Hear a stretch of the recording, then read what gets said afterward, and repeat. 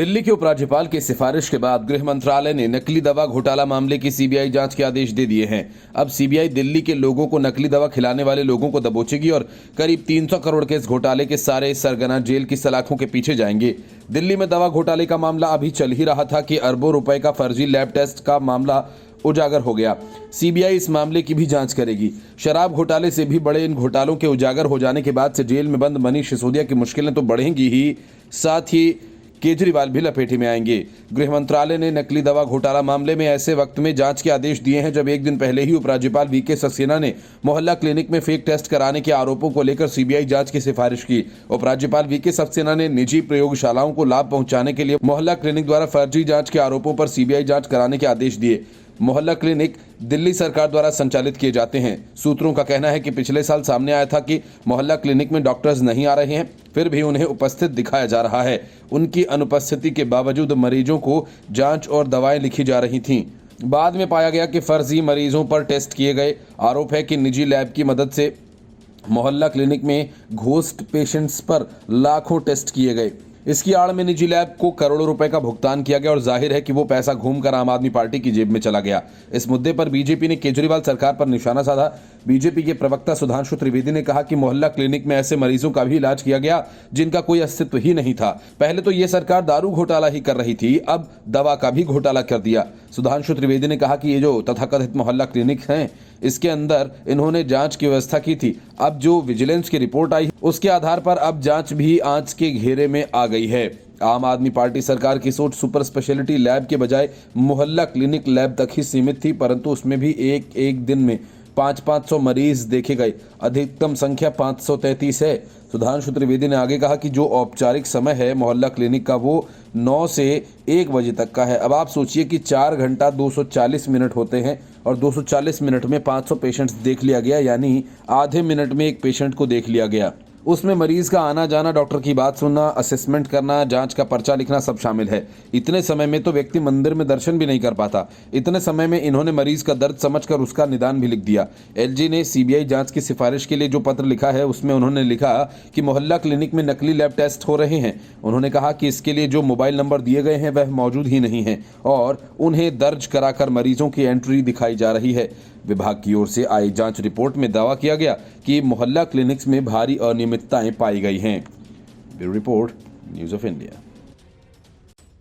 अब तक नीतीश कुमार के इंडी गठबंधन के संयोजक बनने के ही लाले पड़े हुए हैं, लेकिन जेडीयू ने एक कदम आगे बढ़कर नीतीश कुमार को पीएम कैंडिडेट बनाए जाने की मांग कर दी। माना जा रहा है कि शनिवार को होने वाली इंडी गठबंधन की वर्चुअल बैठक में नीतीश कुमार को संयोजक पद का ऑफर दिया जा सकता है, लेकिन टीएमसी ने पहले से ही इसमें पेंच फंसा दिया है। पार्टी ने कहा कि उसके हिसाब से मल्लिकार्जुन खड़गे ही संयोजक के पद पर बेहतर उम्मीदवार हैं। हालांकि नीतीश कुमार के बारे में कहने के लिए उनके पास कुछ नहीं है। मतलब कि ममता बनर्जी की नीतीश कुमार के नाम पर ना है, लेकिन नीतीश कुमार ने पहले अरुणाचल प्रदेश की सीट से अपने उम्मीदवार का ऐलान कर कांग्रेस के लिए मुश्किल खड़ी कर दी। नीतीश ने किरेन रिजिजू की सीट से अपने उम्मीदवार का ऐलान कर दिया और लगे हाथ अब पार्टी के नेता नीतीश कुमार को पीएम कैंडिडेट घोषित किए जाने की मांग करने लगे हैं। जेडीयू के मुख्य प्रवक्ता नीरज कुमार ने कहा कि राजनीति के गलियारे और सियासी हलके में इसकी लगातार चर्चा हो रही है, लेकिन पहले ये तो जान लीजिए कि क्या जेडीयू ने कोई एप्लीकेशन दिया था क्या? संयोजक का पद किसने बना दिया? जानबूझकर कोशिश की जाती है कि नीतीश कुमार की जो मुहिम है उस पर कहीं न कहीं विराम लग जाए। सूत्रों का कहना है कि इंडी गठबंधन पर दबाव डालने के लिए नीतीश कुमार 22 जनवरी को अयोध्या जाकर राम मंदिर के प्राण प्रतिष्ठा कार्यक्रम में शामिल हो सकते हैं। जेडीयू प्रवक्ता ने आगे कहा कि नीतीश कुमार किसी पद के इच्छुक नहीं हैं, वह कोई उम्मीदवार नहीं है और संयोजक पद के लिए कोई आवेदन नहीं दिया है। हालांकि अब ये कयास भी लगाए जाने लगे हैं कि नीतीश कुमार सीधे पीएम कैंडिडेट बनाए जाने के बारे में सोच रहे थे, लेकिन संयोजक पद से वे राजी होने वाले नहीं हैं। जेडीयू के मुख्य प्रवक्ता नीरज कुमार ने इंडी गठबंधन में नीतीश कुमार के खिलाफ साजिश होने का आरोप लगाया है। उन्होंने कहा कि नीतीश कुमार को नीचा दिखाने के लिए उन्हें संयोजक बनाया जा रहा है ताकि वे प्रधानमंत्री पद के उम्मीदवार न बनाए जा सके। नीतीश कुमार ने कहा कि हम लोगों ने कोई एप्लीकेशन दिया है क्या? संयोजक का पद कहां से आया? ये सब नीतीश कुमार के खिलाफ साजिश रचने की कोशिश है। उन्होंने कहा कि नीतीश कुमार को प्रधानमंत्री पद का उम्मीदवार बनाना चाहिए। इस बीच बिहार के मंत्री अशोक कुमार ने बीजेपी को नसीहत दी। कहा कि उनके मुखिया नीतीश कुमार को हल्के में न लें, वह कभी भी भारी पड़ सकते हैं। मंत्री अशोक कुमार यहीं नहीं रुके, उन्होंने नीतीश कुमार की तुलना सीधा टाइगर से कर दी और कहा कि टाइगर अभी जिंदा है, अशोक चौधरी ने यह भी कहा कि जेडीयू का राजनीतिक भविष्य अच्छा है, वो लोग अपनी चिंता करें। बिहार के भवन निर्माण मंत्री अशोक चौधरी जमुई के एक राजनीतिक कार्यक्रम में पहुंचे थे। वहां जनता को संबोधित करते हुए अशोक चौधरी ने बीजेपी पर निशाना साधा। Bureau report, news of India.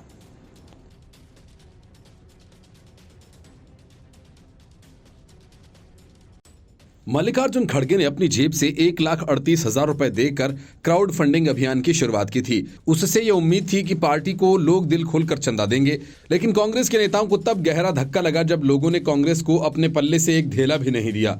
सूत्रों का कहना है कि अब तक जो करीब 11 करोड़ का फंड पार्टी के पास आया, उसमें ज्यादातर पैसा कांग्रेस के नेताओं, विधायकों, पार्षदों और सांसदों ने ही दिया है। यहां तक कि निचले स्तर से कांग्रेस के कार्यकर्ताओं ने भी 1 रुपया पार्टी फंड में नहीं दिया। इस बात से कांग्रेस में खलबली मची हुई है। असल में क्राउड फंडिंग शुरू करते वक्त कांग्रेस को इस बात की खुशफहमी थी कि राहुल गांधी बहुत लोकप्रिय नेता हैं और पार्टी की लोकप्रियता भी काफी बढ़ गई है, इसलिए लोकसभा चुनाव के लिए पार्टी को भरपूर चंदा मिल जाएगा। लेकिन हुआ इसके उलट। कम चंदा इकट्ठा होने के कारण आलाकमान की तरफ से नाराजगी जाहिर की गई है और अभियान को तेज करने का आदेश दिया गया है।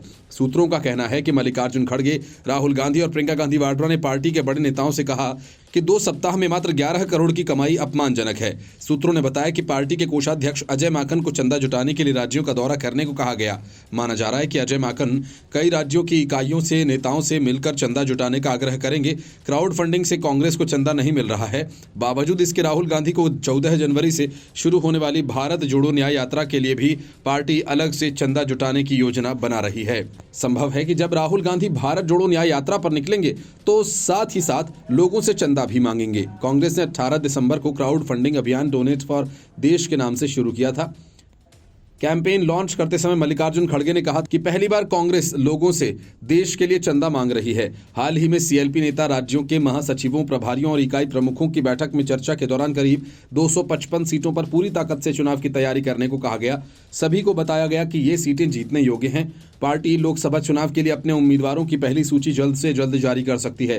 कांग्रेस ने अपनी तरफ से तैयारियां तो पूरी कर ली हैं, लेकिन सारा मामला फंड की कमी पर आकर ठहर जाता है।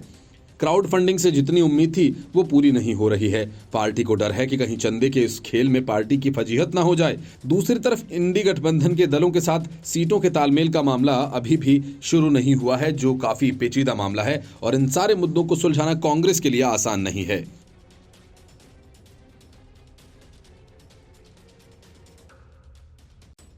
शरद पवार के पोते अभय चौटाला की समधी और राहुल गांधी विधायकों के तीनों पर ईडी की गाज गिरी। हरियाणा से लेकर महाराष्ट्र तक ईडी ने जोरदार छापेमारी की। ईडी के निशाने पर शरद पवार के पोते और विधायक रोहित पवार, इनेलो के दिलबाग सिंह और कांग्रेस विधायक सुरेंद्र पवार आए। प्रवर्तन निदेशालय की ओर से मनी लॉन्ड्रिंग के मामलों में छापेमारी की गई। ईडी ने हरियाणा और पंजाब के विभिन्न जिलों में आईएनएलडी के पूर्व एमएलए दिलबाग सिंह, कांग्रेस के सुरेंद्र पवार और उनके सहयोगियों के ठिकानों पर छापेमारी की। इस छापेमारी में मिले खजाने को देखकर धीरज साहू के ठिकानों पर आईटी की छापेमारी की याद आ गई। कैश, सोने की छड़ें, विदेशी वेपन, विदेशी शराब और मनी लॉन्ड्रिंग के कई दस्तावेज ईडी को मिले। केंद्रीय एजेंसी ने हरियाणा के यमुनानगर जिले में कथित अवैध खनन से जुड़े मनी लॉन्ड्रिंग के मामले के तहत कांग्रेस विधायक सुरेंद्र पवार और आईएनएलडी के दिलबाग सिंह के खिलाफ छापेमारी शुरू की। इस छापेमारी में ईडी ने विदेश निर्मित हथियार, 300 कारतूस समेत कई सामग्रियां बरामद की।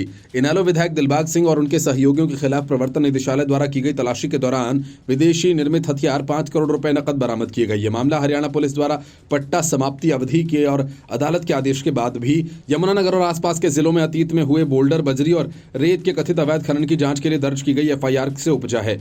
यमुनानगर, सोनीपत, मोहाली, फरीदाबाद, चंडीगढ़ और करनाल में दोनों राजनेताओं और संबंधित संस्थाओं के खिलाफ लगभग 20 ठिकानों पर ईडी ने लगभग 4.5 किलोग्राम सोना और बड़ी मात्रा में कैश बरामद किया। इसके अलावा भारत और विदेशों में संपत्ति से संबंधित दस्तावेज बरामद किए गए। दूसरी तरफ ईडी ने शरद पवार के पोते और विधायक रोहित पवार के बारामती एग्रो पर छापा मारा। सुबह ईडी की टीम बारामती एग्रो पहुंची। कंपनी का दफ्तर अन्य लोगों के लिए बंद कर दिया गया है।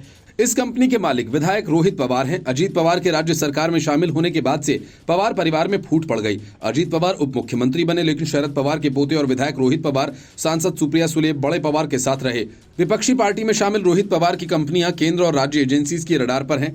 उधर कंपनी प्रशासन की ओर से किसी ने भी इस मामले में कोई प्रतिक्रिया नहीं दी। केंद्रीय जांच एजेंसियों की ओर से अभी तक कोई जानकारी नहीं दी गई। बीजेपी नेता और पूर्व सांसद किरीट सोमैया ने कनाडा कोऑपरेटिव शुगर फैक्ट्री को लेकर ईडी में शिकायत दर्ज कराई थी। विधायक रोहित पवार की बारामती एग्रो कंपनी ने इस फैक्ट्री को नीलामी में केवल 50 करोड़ रुपए में खरीदा। उन्होंने दावा किया कि नीलामी प्रक्रिया में हेराफेरी की गई और इसके लिए उन्होंने राज्य सहकारी बैंकों पर भी निशाना साधा। रोहित पवार ने ट्वीट किया, ये स्वाभिमानी महाराष्ट्र के प्रगतिशील विचारों का चेहरा है, जिन्होंने पीढ़ियों तक महाराष्ट्र धर्म को संरक्षित और पोषित किया। महाराष्ट्र की धरती पर संघर्ष का एक लंबा इतिहास भी है, क्योंकि इन महान विभूतियों ने हमें अन्याय के खिलाफ संघर्ष करना भी सिखाया। इसलिए एक मराठी व्यक्ति के रूप में सभी को महाराष्ट्र के धर्म की रक्षा और संरक्षण के लिए संघर्ष के लिए तैयार रहना होगा।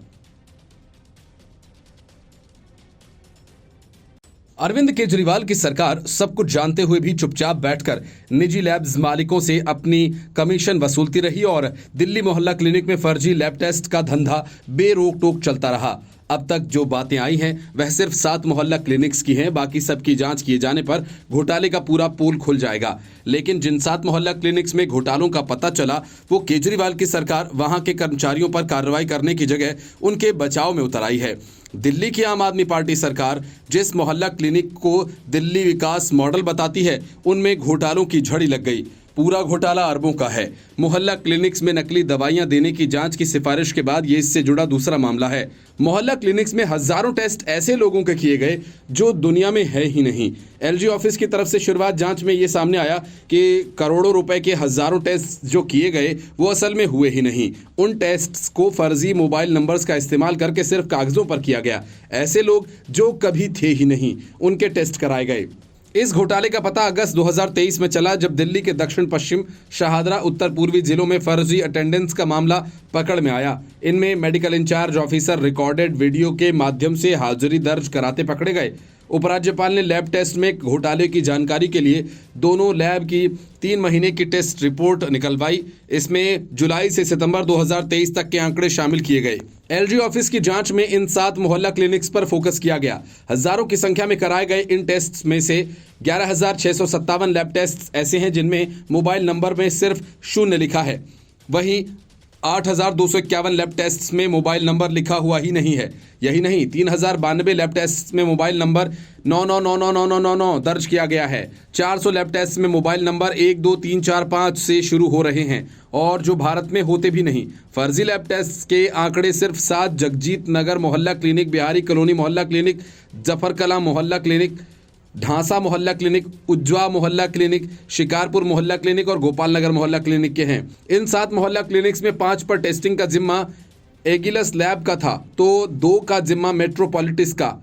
फरवरी 2023 से सितंबर 2023 के बीच इन मोहल्ला क्लिनिक्स पर 17,725 लैब टेस्ट कराए गए। इनमें से एगिलस ने 15,463 लैब टेस्ट किए और मेट्रोपोलिस ने 2,262 टेस्ट किए। इसके बाद इन लैब्स के पूरे डेटा को निकाला गया, जिसमें दिल्ली सरकार के पैसों पर अब तक 6,06,837 टेस्ट कराए गए हैं।